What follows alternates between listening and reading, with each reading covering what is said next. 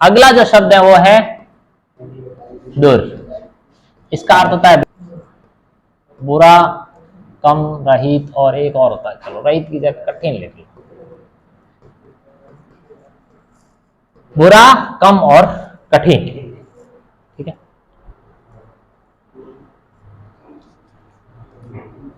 देखो इसमें है ना, इसमें भी सेम सिस्टम काम में करते हैं। कौन से?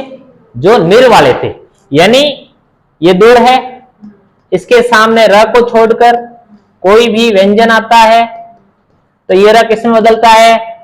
रैप में बदलता है, ठीक है। जैसे दुर्जन है, दुर्बल है, दुर्गम है। और ज्यादातर इसमें क्या आते हैं? अव्यय भाव समास होता है, ठीक है।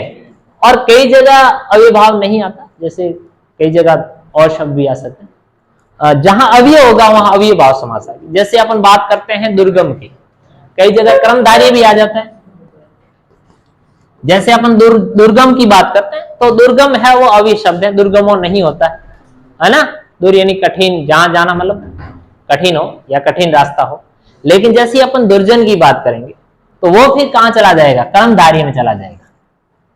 दुर्जन यानी बुरा है जो जन, यानी विशेषी विशेषी की बात होगी, जन और उसके आगे उसकी विशेषता बुरे की बात होगी। तो यानी कहीं कहीं वो कर्मधारय भी होगा। लेकिन कहीं भी आपको शब्द अव्यय दिखता है तो वहां पर कौन सा समास होगा? अव्यय भाव समास। वास्तविकता यही है कि अव्यय भाव समास में अव्यय होता है। हाँ, उसके साथ जुड़कर बनने वाला शब्द भी क्या होता है? अव्यय होता है, ठीक है। तो ये तीन नियम हो गए, दुर्जन, दुर्गम, आप लिख लेना उसके अर्थ, ठीक है। दूसरा क्या होगा नियम कि दुर के बाद यदि क्या है? स्वर है, तो ये र क्या करेगा? सेम कंडीशन बनाएगा, अपना नीचे ही रहेगा, है ना। जिस तरह से किस में रह रहा था? निर में। और वो का वो है कि दुर है और सामने क्या आ गया? र आ गया, तो ये किस में बदल जाएगा? दू में। कौन बदलेगा? दुर, जिस तरह से निर बदल रहा था। जैसे निर वाली अपने बात की, नीरज की बात की अपन। जैसे आपको एक उदाहरण बता लेता हूं मैं, दू प्लस राज, है ना। तो इसका क्या हो जाएगा? दुराज। क्या होगा? इसका मतलब क्या? बुरा है जो राज। और ये किसका विलोम है? बिल्कुल सुराज। सु यानी अच्छा, सु अपना उपसर्ग है। अब देखो सुराज का विलोम दुराज ही क्यों है? ये विलोम में भी ध्यान रखना है कि विलोम जिससे बना है उससे ही बनता है। यहां दो उपसर्ग लग के बना है, इसलिए वापस उसके सामने अपने क्या लगा दिया? सु उपसर्ग लगा दिया। तो सुराज का क्या बन गया? दुराज बन गया। समझ गए आप? तो ये जैसे दुराज, अब देखो यहां पे दुराज की बात आई र की वजह से, लेकिन जब हम इसकी क्या करेंगे? क्या होगा? दुहु धन राज। ये ध्यान रखना। देखो इसके तीन अर्थ निकलते हैं, बुरा, कम और कठिन है। एक तो क्या होगा? ये रैप के साथ जाएगा। दूसरा ये क्या करेगा? पूरा र करेगा। और तीसरा जो था ये था दुर का दू बनना। तीन ही बात हो रही थी। पहला कि रैप के साथ कब जाएगा, ये बात अपने होनी चाहिए कि आगे दुर है। आगे कौन है? दुर है। आगे दुर है और उसके सामने कोई भी व्यंजन आ जाए, क्या इधर कौन है? दुर है। प्लस में कौन आए?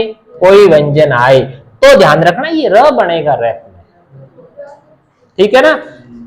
हाँ, व्यंजन में भी वेरी गुड। किसको छोड़कर? र को छोड़कर। मोस्ट बात है, ध्यान रखनी, र को छोड़कर आए तो ये जो र है ना, ये किस में बदल जाएगा? ठीक है। अब ये किस कंडीशन में बनेगा? जैसे इधर दुर है, सामने क्या आ जाए? कोई भी स्वर आ जाए, तो ये र उस स्वर के अनुसार अपनी पूर्णता को प्राप्त करेगा। यदि वो अ है तो सिर्फ वो र बनेगा, आ है तो रा बन जाएगा, री बन जाएगा। वो अपनी स्वर के अनुसार पूर्णता को। अब बात आती है दू की। या थोड़ी सी चीज क्लियर कर लेना आप, ये जो दुर है, सामने मान लो र आ गया, तो ये सिर्फ र चेंज नहीं हो रहा है, ये पूरा दुर है, ये चेंज होकर क्या बन रहा है? दू बन रहा है।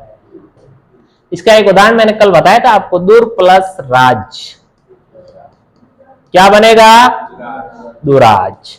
दुर प्लस राज दुराज। जैसे कुछ पहले अपन ये कर लेते हैं, दुर के साथ कौन आए? र को छोड़कर कोई व्यंजन। जैसे अपन इस पे कर सकते हैं दुर्धन, दुर प्लस बल की बात कर सकते हैं, दुर्बल, ठीक है। दुर प्लस जन की बात कर सकते हैं, दुर्जन, दुर प्लस गम की बात कर सकते हैं, दुर्गम। खाली गम ले सकते हैं। हाँ खाली गम, दुर प्लस गम, हाँ, दुर्ग, उसका अर्थ ही जहां जाना कठिन हो, दुर्ग का अर्थ यही है। वो उस ग जो शब्द है ना, देखो वहां बता देते हैं, दुर्गम। यहां इसका है जिस जगह गमन करना कठिन हो, वहां जो ये ग शब्द आ रहा, दुर्गम, दुर प्लस ग, यहां इस ग का अर्थ गढ़ है या स्थान है ना, और उसका ये दुर है वो कठिनता का दुर है, यानी दुर्ग जो शब्द आ रहा है यहाँ, दुर्ग बन रहा है, यहाँ दुर्ग बन रहा है ना। इस दुर्ग का अर्थ है कि एक ऐसा स्थान जहां पर जाना कठिन हो, उसका रास्ता है वो बहुत ही दुर्गम है, इसलिए उसी का नाम दुर्ग पड़ा है। ठीक है ना, इस तरह से दुर्ग शब्द बना है। तो ये दुर्जन है, दुर्गम। देखो यहाँ पर एक चीज क्लियर हो सकती है, ज्यादा आपने उसमें रटना नहीं, मैंने आपको पहले भी कहा है, आप एक चीज समझ सकते हो, जैसे ये दुर्गम है, ये अव्यय है ना, अव्ययभाव समास है। तो ऐसे शब्द जो अव्यय से बनते हैं यहाँ अव्ययभाव समास आ जाता है। कुछ शब्द इसमें है वो किसमें आ रहे हैं, कर्मधारय के आ रहे हैं, जैसे बुराजन, दुर्जन, तो दोनों समास आ रहे हैं। इन बातों को ज्यादा नहीं रखना। एक बात ध्यान रखनी है कि जो भी अपन कर रहे हैं संस्कृत के उससे बनने वाले शब्द क्या होंगे, तत्सम होंगे। जैसे ये दुर्गम, दुर्लभ, दुर्ग वगैरह तत्सम शब्द है, ये ध्यान रखना है। ठीक है, तो इस प्रकार से अपन र वाले शब्द बना सकते हैं, समझ गए। अगला जो अपना जो था वो था दुर के साथ कोई क्या है, स्वर है। जैसे आपने एक अभी शब्द बोला था दुर्वस्था, दुर प्लस अवस्था। एक चीज ध्यान रखें, यहां पर दो तीन चीजें क्लियर हो रही है। एक आपके संधि क्लियर हो रही है साथ साथ, ठीक है, समास क्लियर हो रहे हैं, शब्द शुद्धि क्लियर हो रही है, और शब्द रचना भी क्लियर हो रही है ना। शब्द कैसे बनते हैं, वो तत्सम है, तद्भव है ना। तो दो तीन चीजें आपकी साथ साथ क्लियर हो रही है, इनको साथ साथ क्लियर करते रहे। देखो दुर्वस्था अमूमन कई बार पूछते हैं, ठीक है, तो दु क्या होगा, र पूरा हो जाएगा,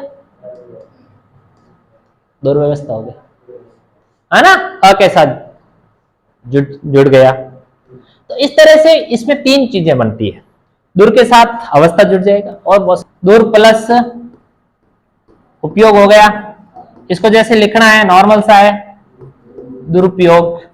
ध्यान रखना, आपको ऐसे ऊ छोटा मिलता है तो यहाँ आपको वो गांठ नहीं बनानी है, ठीक है, और सीधा लिखना है। बड़ा है तो थोड़ा सा ध्यान रखना, उसको लिखते समय ऐसा भी लिख सकते हैं यहाँ गांठ बना के, और कई लोग ऐसा भी लिखते हैं, ठीक है, रूप जैसे रूप में लिखते हैं, ठीक है। दुर्वस्था हो गया। अब दुरात्मा,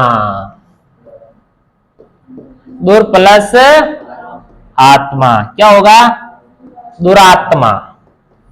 मेरी बात सुनिए, एक चीज समझो आप, अपन देखो कह तो दिया कि सब तैयार हो रहे हैं, तैयार होंगे कैसे, ये चीजें जब तक पढ़ाता हूं याद रखनी, जब तक नहीं बाद में भी रखनी है लेकिन क्लास चल रही है तब तक तो आपको याद रखनी है कि इस दुर का अर्थ बुरा, कम और कठिन है, ठीक है। जब ये चीजें आपको याद होगी ना, तभी अपने समास भी क्लियर होंगे और शब्द भी क्लियर होंगे और संधि भी क्लियर होगी। जब हमें इनका अर्थ भी नहीं आ रहा है तो क्लियर नहीं होगा। नाटक की बात की थी और उसमें से वो अर्थ निकालना था कि तीनों में है वो बुरी की बात चल रही थी, एक में कम की बात चल रही थी, ठीक है ना। तो ये दुरात्मा है, अब पता है, और बहुत ही आसान है। अब आपके सामने कि यहां पर हम एक आत्मा की बात कर रहे हैं, जो आगे दुर लगा हुआ यानी बुरी है, यानी आत्मा की ये क्या है, विशेषता बताई गई है, विशेषी विशेषण की बात चल रही है। यहाँ पर एक यहाँ संज्ञा शब्द है, उसकी ये विशेषता है, बुरी है जो आत्मा। ऐसे हम निकाल सकते हैं, कर्मधारी समास की बात चल रही है, ठीक है ना, निकलती ही नहीं। अब जैसे अपन ने एक दुराज का दूर कर लिया, ठीक है,